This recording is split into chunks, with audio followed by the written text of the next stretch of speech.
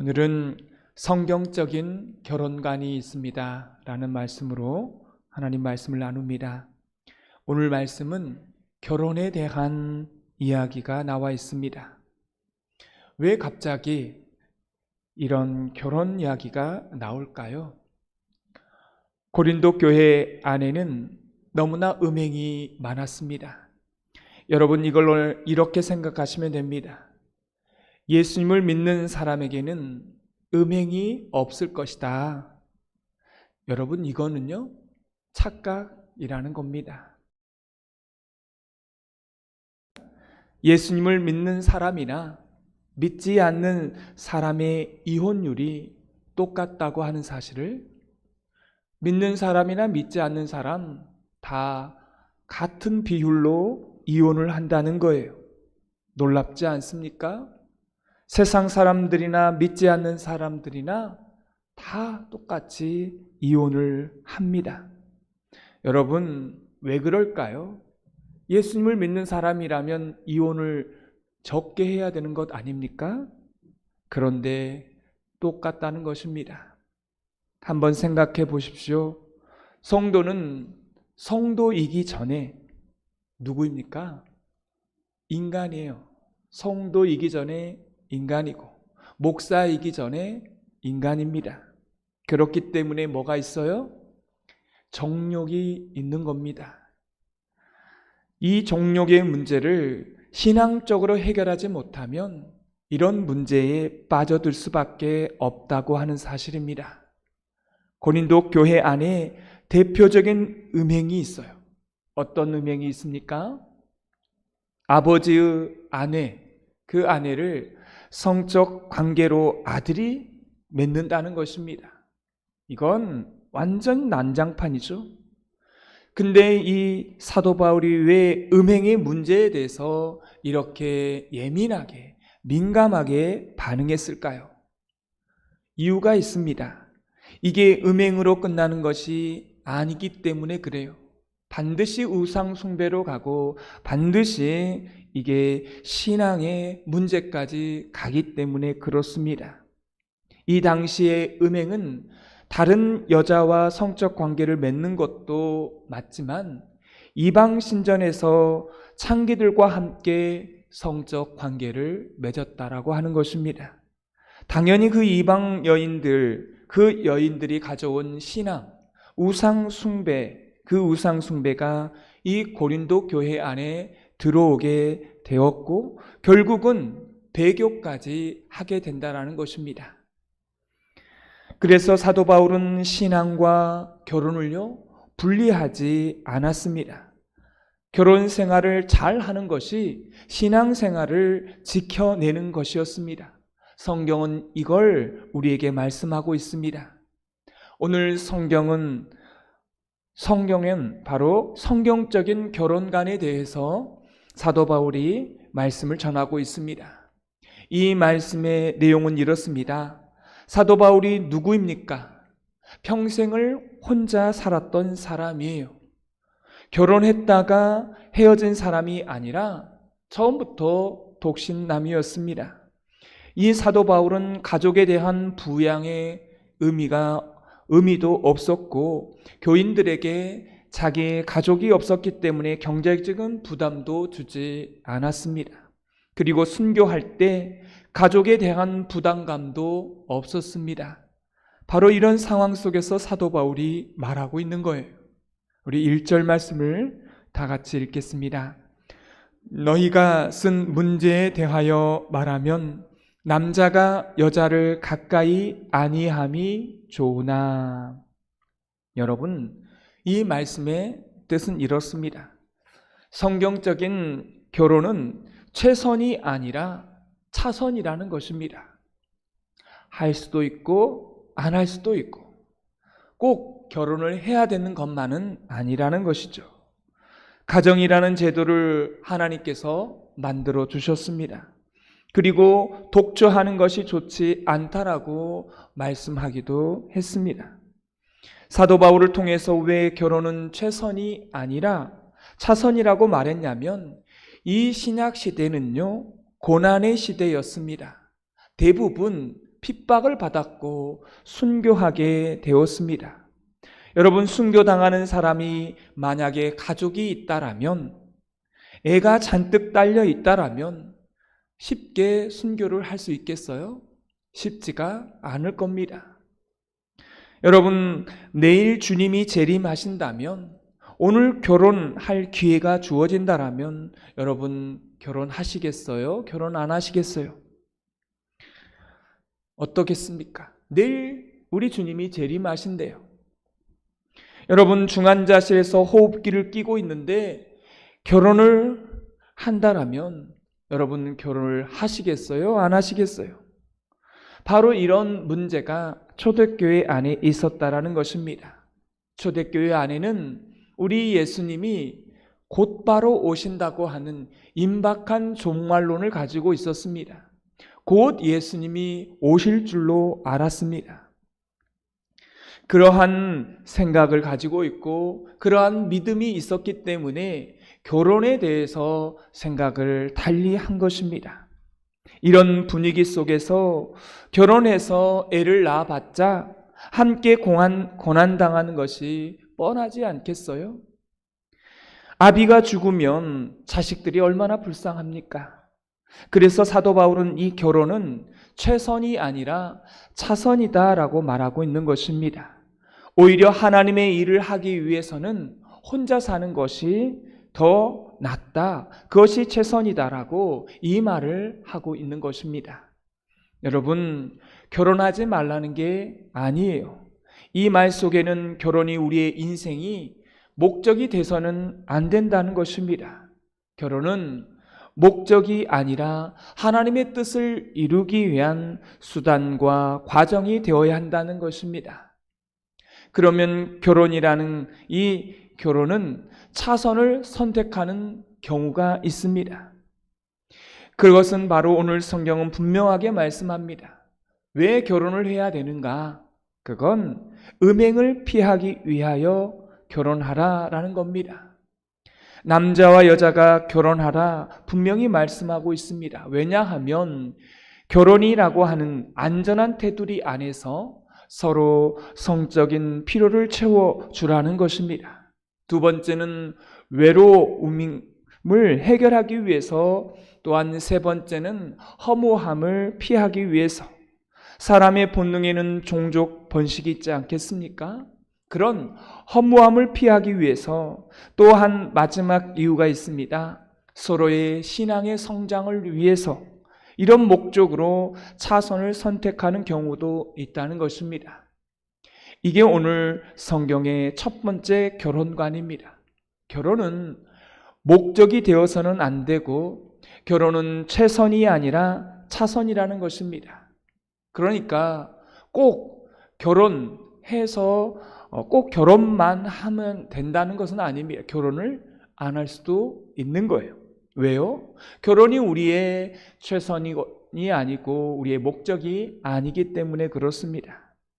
또한 오늘 성경의 두 번째 결혼관은 감정이 아니라 의무라는 것입니다.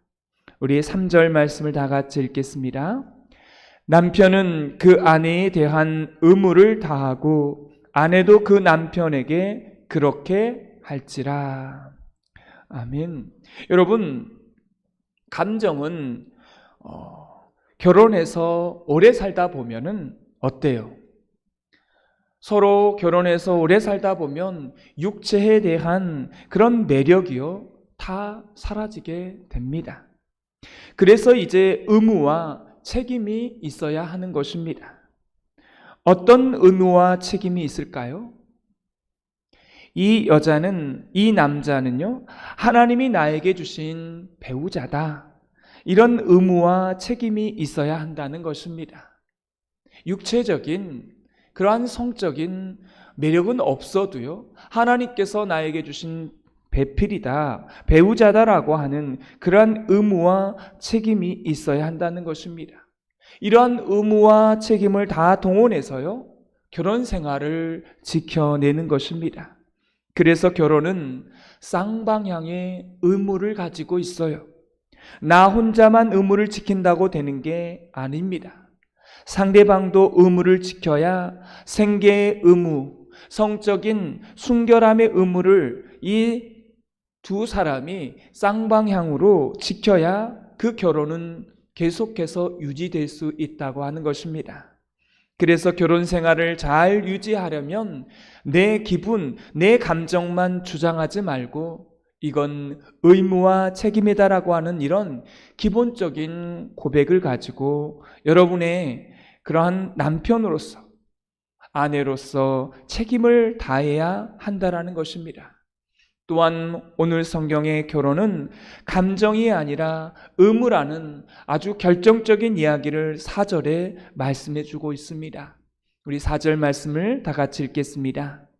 아내는 자기 몸을 주장하지 못하고 오직 그 남편이 하며 남편도 그와 같이 자기 몸을 주장하지 못하고 오직 그 아내가 하나니.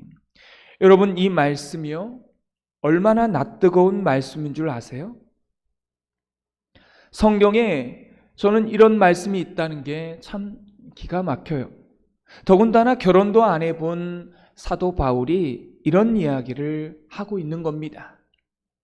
이 말의 원문을 찾아봤더니 이렇게 나와 있습니다.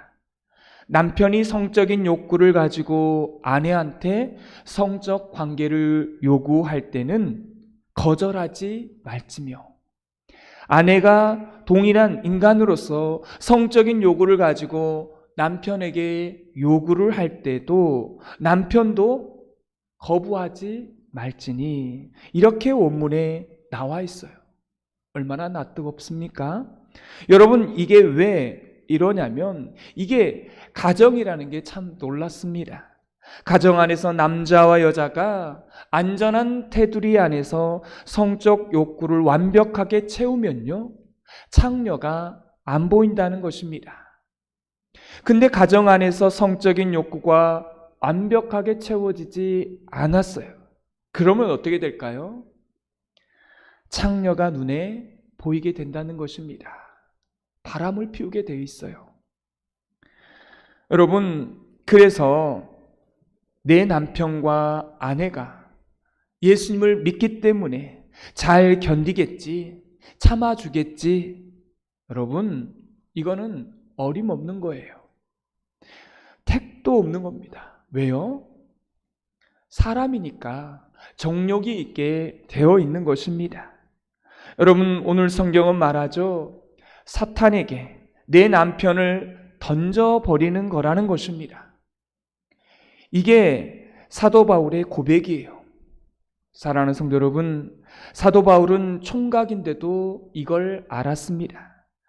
결혼을 평생 하지 않은 독신남인데도요, 하나님의 교회와 가정을 지키기 위해서 이게 얼마나 중요한 건지, 이것 때문에 음행에 빠져서 우상 숭배에서 빠져서 결국은 그런 사람은 신앙을 버린다고 하는 것을 사도 바울이 알았던 것입니다.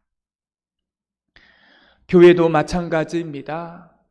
가정이 깨지고 이 음행의 문제에 얽힌 사람들은요, 결국은 교회를 떠나고 나중에 보면 신앙을 다 버리게 됩니다. 사탄에게 우리의 가정을 내어주는 가장 좋은 방법은 그 가정 안에서 아내와 남편이요, 완벽하게 성적인 욕구를 채워주지 않을 때, 그때 자기 남편을 어떻게 해요? 사탄의 먹잇감으로 던져주는 것과 똑같다는 것입니다.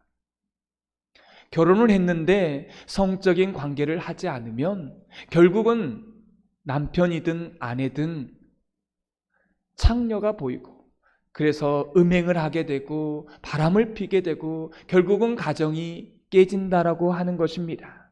이걸 성경이 말하고 있고, 이렇게 해야만 그 가정이 지켜지는 것이고, 오늘날 한국 교회가 이혼이 믿는 사람들에게 많은 이유가 바로 이러한 올바른 성경적인 결혼관이 없기 때문에 이러한 일들이 일어난다고 하는 것입니다.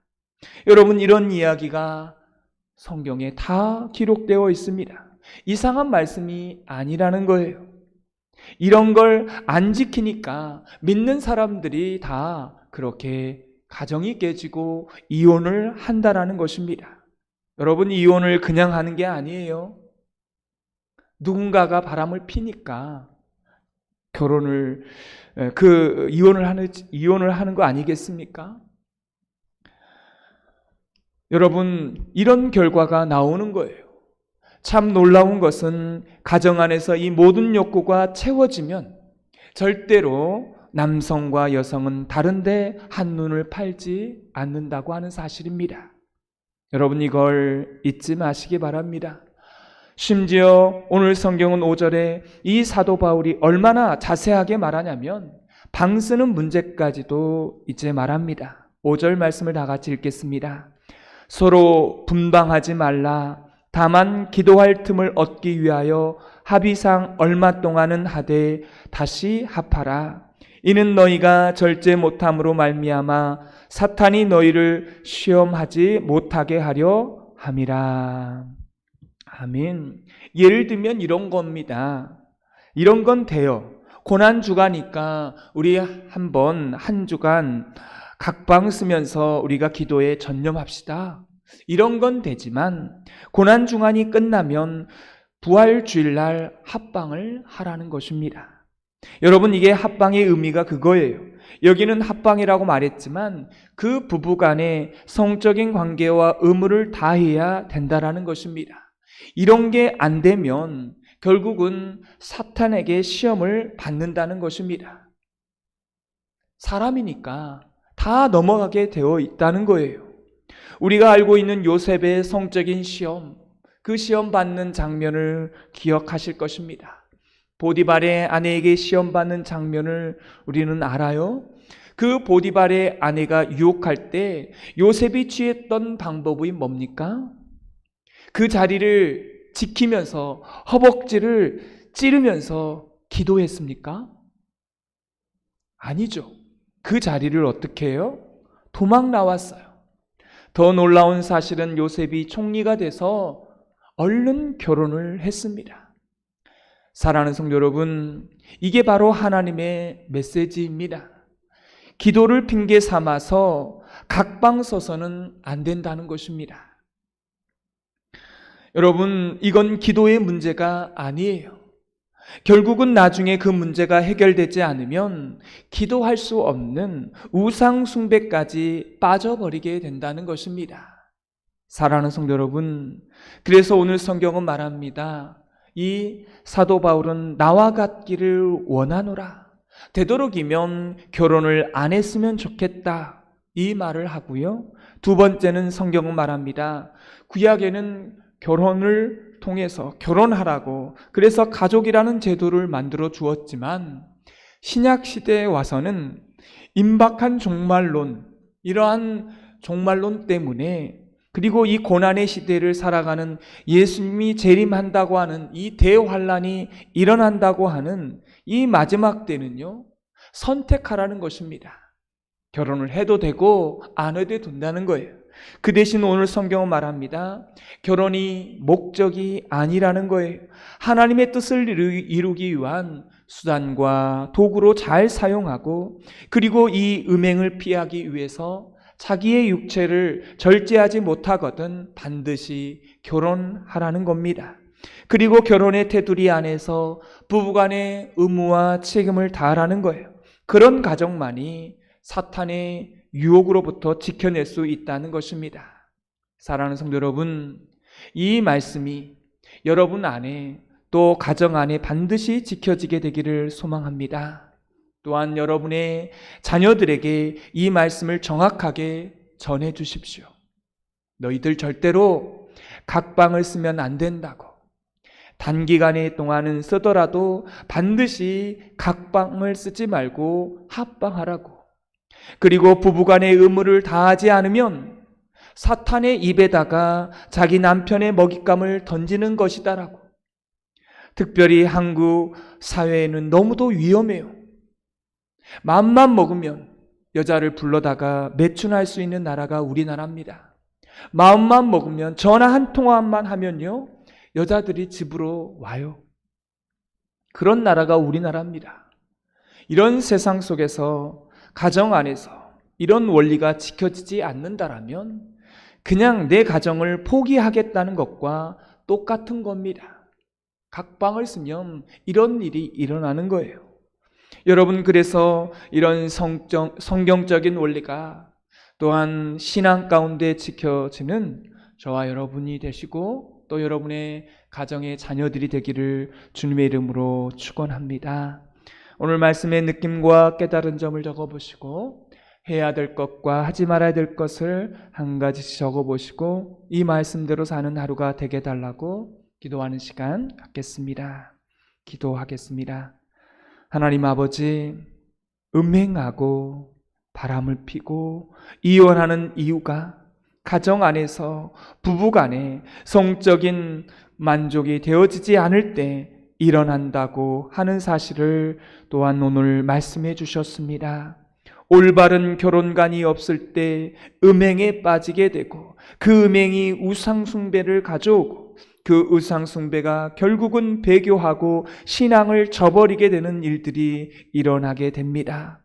결혼은 목적이 아니라 결혼을 통해서 하나님을 위한 그 수단과 목적이 되어야 하고 그 결혼이 감정이 아닌 결혼은 바로 감정이 아니라 의무와 책임이라는 사실을 기억하고 결혼의 테두리 안에서 부부간의 의무와 책임을 다할 수 있는, 그래서 사탄의 유혹으로부터 가정을 지킬 수 있는 우리 모두와 또 우리 가정의 자녀들이 되게 하여 주옵소서. 예수님의 이름으로 기도드리옵나이다.